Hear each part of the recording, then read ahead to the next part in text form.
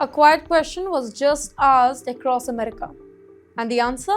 It's making waves across the entire world. You're watching Times XP.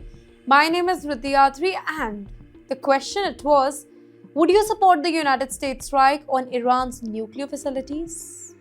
Now listen carefully.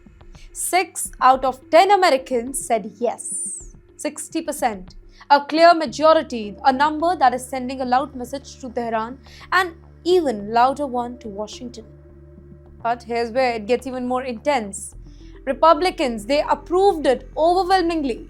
Democrats divided, uneasy, split in opinion. America is not speaking in just one voice right now, it's speaking in two. And that divide could shape the next big decision in the Middle East. Just one day later, another document dropped. A very powerful American security report it was.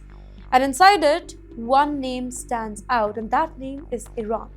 Labeled as one of the biggest forces of chaos in the region, a major threat, a destabilizer, but also something else. Weakened, damaged, hit hard. Past attacks, past operations, past pressure have already pushed Iran back. But America is warning the entire world that do not get comfortable.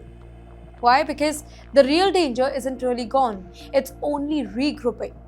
And then comes the real message here. In fire and steel, missiles in the sky, drones in the air, target practice at the sea, Iran's powerful military unit launched a massive drill.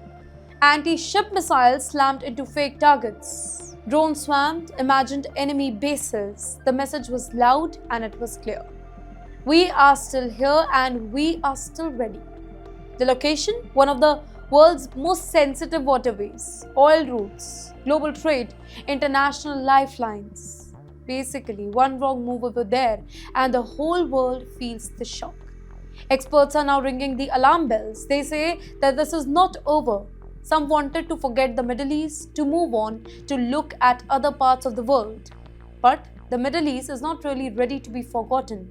And Iran is still trying to rebuild, rearm, and reassert itself through allies and proxy groups across the entire region. But very quietly, patiently, and dangerously. So the big question now is very simple but yet very terrifying. Has the military option, it worked, or has it only paused the countdown now? Well, is this the end of a nuclear dream or just the beginning of a more dangerous one? And will the United States go harder next time with public support now behind it? This is not just a poll, this is not just a drill. This is a warning, and the world, it is watching, and that too very closely.